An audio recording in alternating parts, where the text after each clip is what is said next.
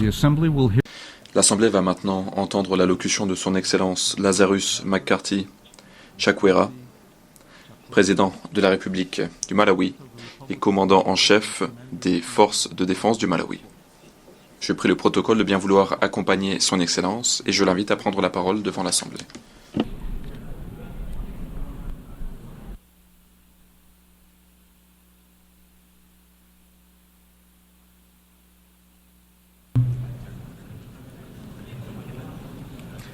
Your Excellency, Excellence, Monsieur Philemon Young, président de la 79e session de l'Assemblée générale des Nations unies. Excellence, Monsieur Antonio Guterres, secrétaire général des Nations unies. Excellence, Mesdames et Messieurs les chefs d'État et de gouvernement, chers chefs de délégation, Mesdames et Messieurs. Tous les États membres des Nations unies sont liés aux autres nations du monde. Et ce pour trois raisons. La coopération, la concurrence et les conflits. Il faut réfléchir à la façon dont nous gérons nos relations pour ces trois dimensions, car cela, en fin de compte, va façonner le monde que nous allons bâtir pour nos enfants et nos petits-enfants.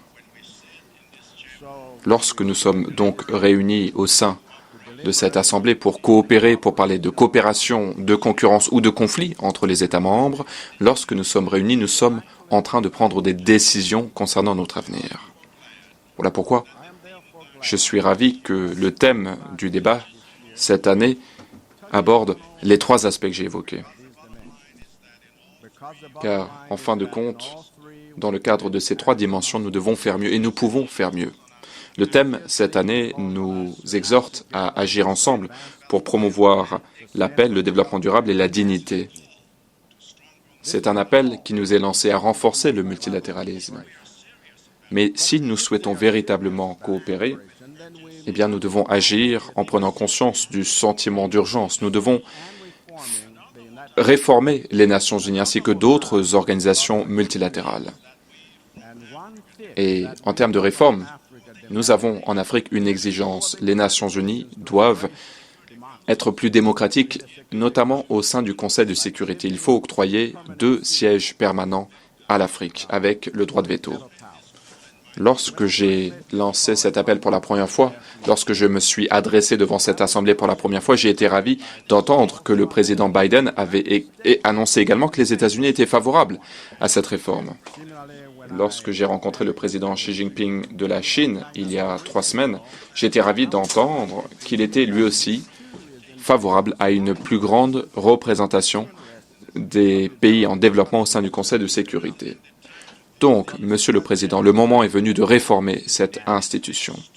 Nous avons besoin de cette réforme pour que nous ayons voix au chapitre sur les questions qui nous sont chères en Afrique. Cela fait 4 ans que j'ai pris mes fonctions de président et j'ai déclaré un état de catastrophe naturelle tous les ans en raison de l'impact du changement climatique. Et cet impact, nous ne pouvons pas y faire face sans coopération multilatérale. J'ai, par le passé, présidé la communauté de développement de l'Afrique australe et la communauté des PMA. Et lors de ces 2 mandats, j'ai appris qu'aucun pays ne pouvait surmonter une crise mondiale ou se développer face au choc sans coopération multilatérale robuste. Même cette année, je sais que les choses ont été très difficiles pour le Malawi et pour les habitants du pays. À la suite de l'état d'urgence que j'ai déclaré l'année dernière pour obtenir plus de coopération internationale, à la suite de la dévastation provoquée par le cyclone Freddy, j'ai dû déclarer de nouveau l'état de catastrophe naturelle cette année pour bénéficier d'une coopération internationale à la suite du phénomène El Niño qui a détruit des culture dans les 3/4 de notre pays. 1/5 de la population au Malawi n'avait donc pas suffisamment à manger. Et tout cela survient sur fond d'un traumatisme dévastateur dont nous avons souffert, dont nous souffrons depuis 3 mois, depuis la mort de notre vice-président. Il est décédé lors d'un accident d'avion. Nous n'avons pas encore déterminé les causes de cet accident. Nous avons mandaté des experts pour enquêter sur cet accident. C'est un autre exemple de coopération internationale. Nous avons beaucoup progressé sur la voie du développement au cours de ces 4 dernières années, et ces progrès ont été facilités par une forte coopération internationale. Nous avons construit des routes et des centaines d'écoles par le biais de la coopération avec les États-Unis. Nous avons également la route M1 que nous sommes en train de rénover par le biais d'une coopération avec l'Union européenne. Il y a également un réseau ferroviaire que nous avons rénové pour la première fois depuis des années grâce à une coopération avec la Chine. Il y a également un hôpital de pointe que nous avons construit grâce à une coopération avec la Norvège. Encore, il y a une autre route que nous allons construire grâce à l'Arabie saoudite. Et nous investissons également pour renforcer l'éducation et les institutions de la gouvernance par le biais d'une coopération avec le Royaume-Uni. Il y a également les panneaux solaires et les centrales que nous avons construites grâce à la coopération avec le Japon. Il y a également un emprunt que nous avons obtenu du FMI et cette aide nous a permis d'avoir accès à la Banque mondiale et à l'Association internationale pour le développement grâce à la coopération avec les partenaires du développement. Il y a également l'assistance alimentaire vitale que nous avons mobilisée pour les habitants du Malawi à la suite du cyclone Ana, et cela grâce à une coopération avec l'Islande. Nous avons également mis en œuvre des programmes de protection sociale pour aider les femmes dans les zones rurales afin qu'elles aient accès à des débouchés professionnels grâce à notre coopération avec l'Irlande. Nous avons également acheté des engrais, des produits alimentaires, des semences pour des communautés au Malawi qui avaient été dévastées par les catastrophes naturelles grâce à une coopération avec l'Ukraine, la Tanzanie, l'Égypte, l'Islande, la Russie, le Maroc et bien d'autres pays encore. Le Malawi illustre ce que nous pouvons accomplir grâce à la coopération pour faire avancer un pays sur la voie du développement, pour que le pays devienne un pays riche, inclusif, avec un avenir plus radieux que le passé. C'est grâce à la coopération internationale, ou plutôt nous avons activement promu cette coopération internationale pour entamer des négociations sur le pacte de l'avenir. Et le pacte de l'avenir, nous l'avons pleinement entériné lors de cette 79e session de l'Assemblée générale. Nous avons également fait fond sur cette coopération internationale pour organiser une conférence ici à New York, réunissant plus de 80 partenaires pour encourager les partenaires à investir dans notre pays, pour renforcer la productivité dans le secteur de l'agriculture, du tourisme et dans l'industrie minière, car ce sont des secteurs qui ont un fort potentiel pour transformer le Malawi. Si l'avenir appartient aux pays qui savent utiliser la coopération internationale, l'avenir appartient au Malawi. Si l'avenir appartient aux nations qui s'engagent sans équivoque en faveur de la coopération internationale, alors l'avenir appartient au Malawi. Si l'avenir appartient aux pays qui ont des convictions morales, qui souhaitent respecter un certain nombre de valeurs, notamment la prospérité partagée, la lutte contre la corruption et la promotion de l'état de droit, alors l'avenir nous appartient. Si l'avenir appartient aux nations qui ont adopté une posture vis-à-vis des ODD qui visent à les atteindre à l'horizon 2030, alors l'avenir appartient au Malawi. Si l'avenir appartient aux pays qui donnent la priorité à leurs enfants, eh bien sachez que le Malawi s'est déterminé à mettre un terme au mariage des enfants et à l'empoisonnement des enfants par le plomb à l'horizon 2030. Et donc, l'avenir appartient au Malawi. Monsieur le Président,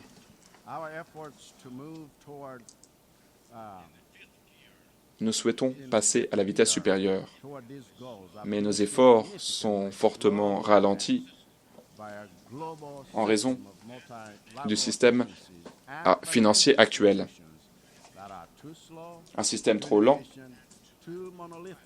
trop peu démocratique car nous avons besoin d'interventions plus rapides, plus adaptées à nos besoins. Nous avons refusé de pratiquer la démocratie de représentation équitable ici aux Nations Unies. Nous demandons aux États membres de faire ce qui n'est pas fait ici aux Nations Unies et les pays refusent. Le ratio dette-PIB dans des pays en développement tels que le Malawi, ce ratio augmente à un rythme extrêmement préoccupant, ce qui constitue une grave menace pour la stabilité financière internationale. Si ce problème n'est pas résolu, eh bien ceux qui nous maintiennent dans un état de dette perpétuelle, alors même que ces acteurs ont les ressources pour annuler ces dettes, ne doivent pas se fourvoyer. La propagation de la crise de la dette dans le monde en développement constitue un véritable cancer qui portera préjudice à vos propres économies. Donc le moment est venu de résoudre ce problème. Monsieur le Président, la deuxième dimension de la coopération ou des relations internationales, c'est la concurrence, comme je l'ai dit. Et dans ce domaine, je pense que nous pouvons et nous devons faire mieux. Nous n'avons rien, bien entendu, contre une concurrence saine entre les nations, car la concurrence alimente l'innovation, améliore la qualité et permet aux citoyens d'avoir accès à plus de possibilités, ce qui est au cœur de la liberté. Mais comme nous l'avons fait dans le domaine du sport international, il faut réglementer la concurrence entre les nations. Il faut pour cela modifier les règles sur lesquelles repose le système international, afin de veiller à ce que les nations puissent en effet se livrer à une concurrence saine, une concurrence qui ne doit pas porter préjudice à certains pays, des pays qui souhaitent avoir accès aux marchés internationaux, qui souhaitent obtenir un soutien financier, qui souhaitent également avoir accès aux nouvelles technologies qui, à l'heure actuelle, ont un parti pris contre les pays du Sud global. Nous sommes aujourd'hui à l'ère de l'intelligence artificielle et je suis préoccupé car les règles qui vont régir l'intelligence artificielle sont en train d'être rédigées pour donner un avantage injuste à certains pays au détriment des autres. Nous avons besoin d'un système reposant sur des règles, mais pas seulement. Les règles doivent également encourager une concurrence juste, équitable. Ce que cela signifie, c'est que nous avons besoin d'institutions de gouvernance plus robustes, des institutions à même de faire respecter des règles justes et équitables pour ce qui est de l'accès à l'éducation, au marché, à la technologie, au financement et aux ressources naturelles. Voilà pourquoi je suis convaincu, Monsieur le Président, que nous avons besoin de bonne gouvernance ici aux Nations Unies. Si la gouvernance est faible à l'ONU, il n'y aura personne pour régir la collaboration et la concurrence entre les nations de façon équitable. Et c'est l'absence d'équité qui se trouve au cœur d'un conflit qui ne peut être gagné dans l'est de l'Europe, en Palestine, dans l'est de la RDC et dans d'autres régions encore. Nous avons besoin de réformer la gouvernance pour que les Nations Unies soient plus robustes, car le monde a besoin de Nations Unies fortes.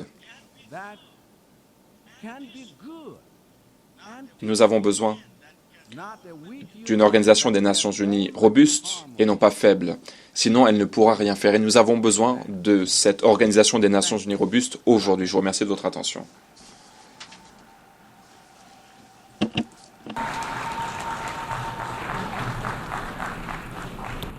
En nombre de la Asamblea, au nom de l'Assemblée générale, je souhaiterais remercier le président de la République du Malawi, commandant en chef des forces de défense du Malawi.